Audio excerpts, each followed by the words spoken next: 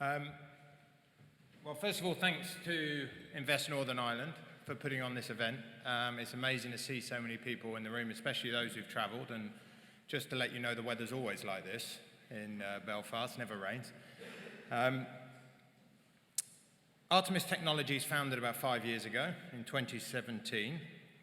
And our heritage, our background was very different. It was as a racing team in the America's Cup. America's Cup is the sailing's equivalent of Formula One in that it's very much about the equipment as opposed to the sailor. And I'm allowed to say that because I was one of the sailors and I had to learn over the years that I made very little difference to the result. But through my involvement with America's Cup race teams, I went on to run those race teams and therefore got more and more involved on the engineering side and the design side. And through that 10 years running America's Cup race teams, built a group that were very expert in a number of areas, but the one's probably most relevant here is around simulation and digital design. So we went on after 2017 with a very lofty goal to decarbonize maritime. It was a mission, and one thing that we had learned through our America's Cup racing and through all of my racing over the years is the first thing you have to do to win a race is understand what winning is, understand what winning is. In sailing, sounds so easy. It's about being the fastest on the water. But it wasn't ever about just being the fastest, because imagine if you were a very nimble boat, you got ahead of a fast boat, that boat couldn't get past you. It was about game theory. It had more complexity. It wasn't just about fast in a straight line because you had to maneuver. So when we looked at this mission of decarbonizing maritime, we tried to think, where firstly could we apply technologies that were unique, that were useful, that could give competitive advantage for ourselves and for the region. But particularly, we looked at understanding what winning is for potential customers. So most of our simulation turned out to be much more from your perspective, from what's winning for you, because only if it's right for our customers would they ever buy it. And I went to a talk, and we're based out in San Francisco, from Elon Musk, name dropping badly here. But the first thing he said was, it doesn't really matter about the technology in our cars if people didn't want to buy them, if they didn't look good. You can't change anything if no one wants to buy your vehicle. And that really stuck with me, that it's vitally important that the products we bring to a sector like this need to work for you. And so understanding what working for this sector is really important.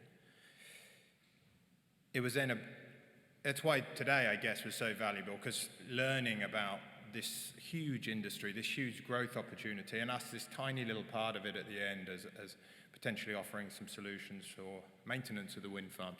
But to have that context, to understand how big it is, to understand all the stakeholders involved is really, really important, and something we've been learning from our partners for a while now.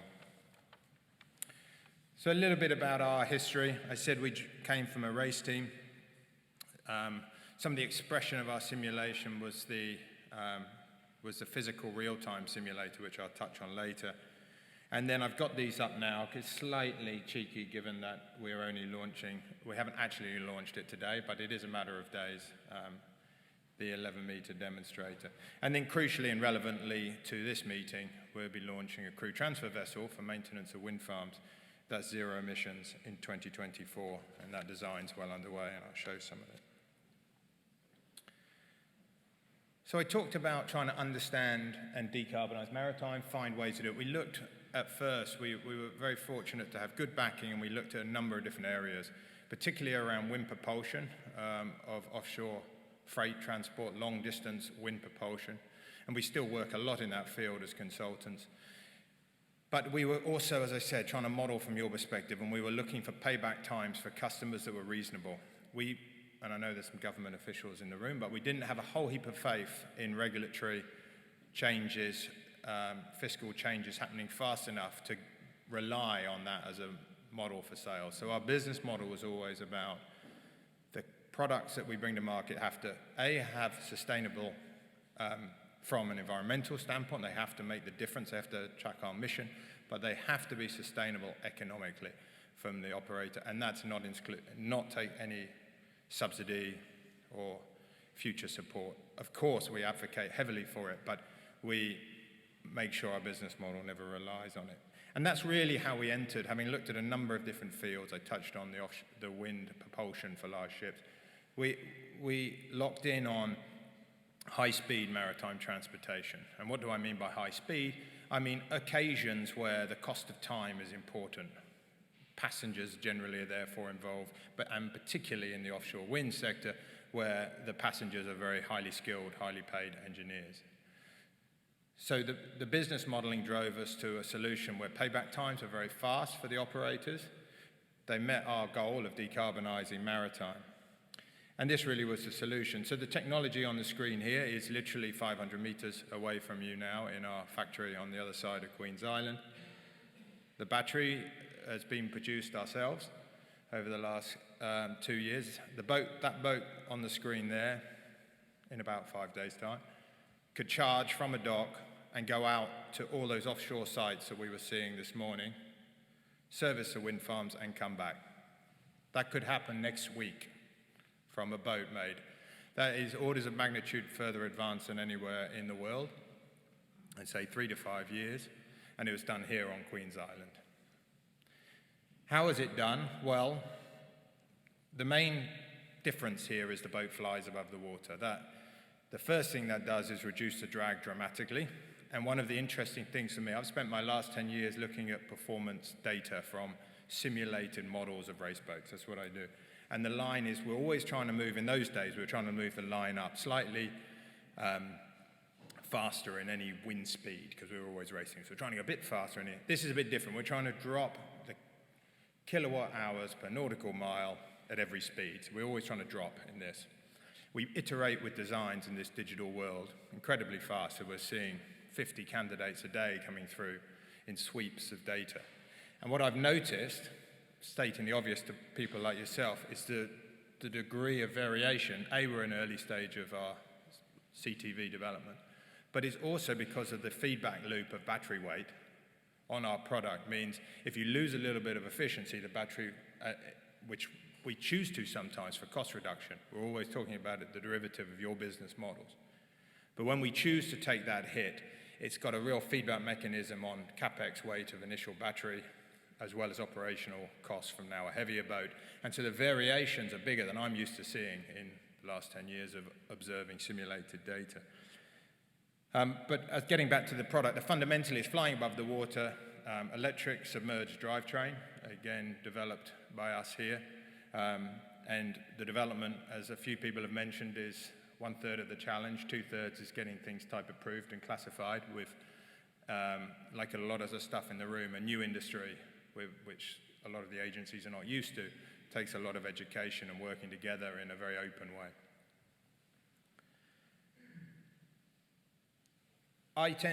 My background was in economics and before sport.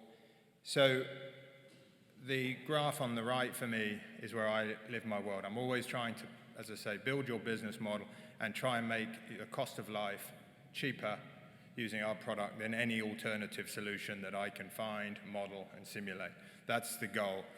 So fundamentally, this is the graphs I'm talking about, where we are always trying to drop the graphs, the green graph down. We're always trying to get more and more efficiency.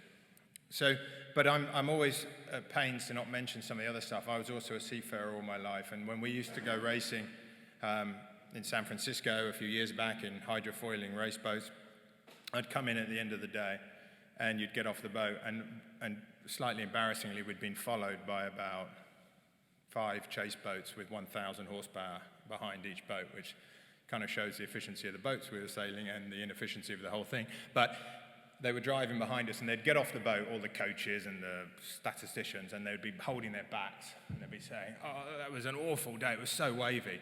And my thought would be, was it? I didn't particularly notice the waves. And that hovering above the waves gives such a more comfortable ride. And I think through some of the applications, including offshore wind asset transfer, I think it's a real opportunity to give that comfort. Obviously, for us, the zero emissions is central. That's the whole point here for us. But the noise and the comfort is actually more important. And equally also the wake. And this is where we're lucky to work with Belfast Harbour and other ports, get the advice from the end user is one of the other real advantages about flying above the water and the lift being taken below is you don't create a wake from the boat, or very minimal from the submerged hydrofoils. And that makes a huge advantage when you're trying to bring people, be it on a ferry or a crew transfer vessel, back to shore. So another important point. So this is the 500 meters away. This is a building on Queen's Island here, and there's the two boats. And I think the significance really for me of that photo is there's two boats there, and they're exact sister ships. The hull's also made in Denmark, actually.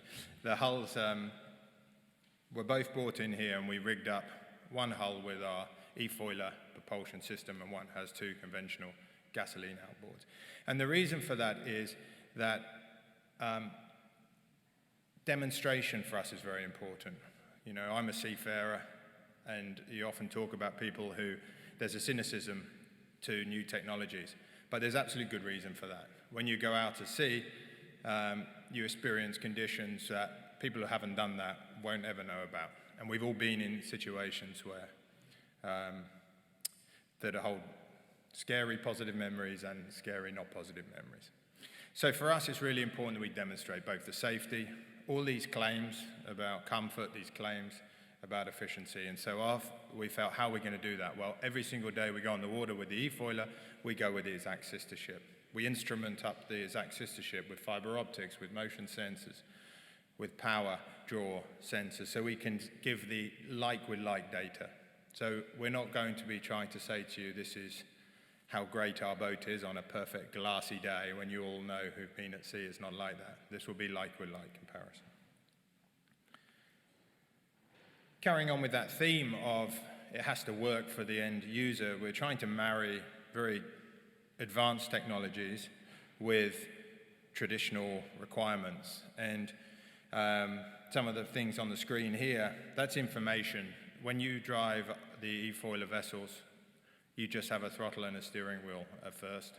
It's exactly the same. Everything else is done autonomously. All the flight is done autonomously. You don't have to think about it. You don't have to decide or fly the boat. And having tried to fly the boat myself, I think that's probably a good idea. This was a really important project for us. We recognized that the offshore wind sector was so part of the future. It was what we all needed. It was so married with our intentions, but it was also served by a maintenance industry with the crew transfer vessels that were heavily polluting. And there was a number of reasons for that. It wasn't just because of the high speed, because of the value of the cargo and the passengers, the technicians. It was also the bollard push, which I'll come on to, where full throttle is applied against a wind farm to go nowhere. We found that as a race team fairly offensive operation for the environment as much as for just general efficiency. So we've done a project to check the feasibility of a crew transfer vessel, and an important part of that is using the 11-meter vessel that's just down the road to run those exact operations. But it was also really important to simulate that bollard push, and that was really interesting for us. And if I go to the next slide, because I realize I'm definitely holding people from lunch. This was one of my favorite days in my career, and I've had a few highs, but this moment we had a couple of hardened seafarers who were used to doing asset transfer on the North Sea. And we'd spent a lot of time simulating the bollard push, and the reason it was complex, actually for us, the motion of our boat flying above the waves is a reasonably controlled simulation environment. You have waves, so it's like an aeroplane simulation with very bumpy skies, really, which is harder than aeroplane simulation, but not impossible. It's angle of attack on wings, interaction between wings, windage. It's a reasonably contained simulation space. But when a boat is actually in the water, it's a very high fidelity problem. You can imagine a wave crashes onto the front bow, it pulls the bow away, then a bit of tide catches you. You've got swirling winds around the wind farm, you've got swirling waves around the wind farm. It's an incredibly high fidelity problem. It's very hard, therefore, to simulate, because everything is different. You can't just use simple rules. And when you have to have a human in the simulation, which we need to have the seafarers giving us feedback, you need to be able to run it in real time. So that's really that's kind of the challenge of real-time simulation in a nutshell there. So one of my favorite days was I had these guys in who had been doing the transfers in the North Sea out to the wind farms for a while. And we got them on coming alongside a wind farm on a typical, really wavy, confused North Sea state. So we really ripped it up, some big swells, some underlying chop, and asked them to come alongside the wind farm. And I was up there, they crashed off a few waves, and they came out from the simulator and they said, wow, that's exactly what it's like. And I honestly didn't know that's what they were going to say, because it is, as I say, complex to simulate. And then I said, well, I tell you what, let's try the engines in a different position. Let's flick to 3-engine configuration, and we'll try it, and then you can use the user interface. Switch to that, and you'll be in a different user interface, and you can pull the wind farm up to the wind farm with a new engine. They said, what do you mean? I said, well, we've got other designs. We can iterate. We can try different solutions. And for me, that you could see the penny dropping, the power of our approach for them. It's a journey we've gone through in racing, gone through the hard way by losing, to be honest, at times, and eventually winning, by learning the need to iterate designs fast, to find solutions. And I think for me, the offshore wind and some of the amazing, interesting talks I listened to today really have that similar problematic, in that you don't really know how you're going to solve some of these problems. You just know it's really important to solve them.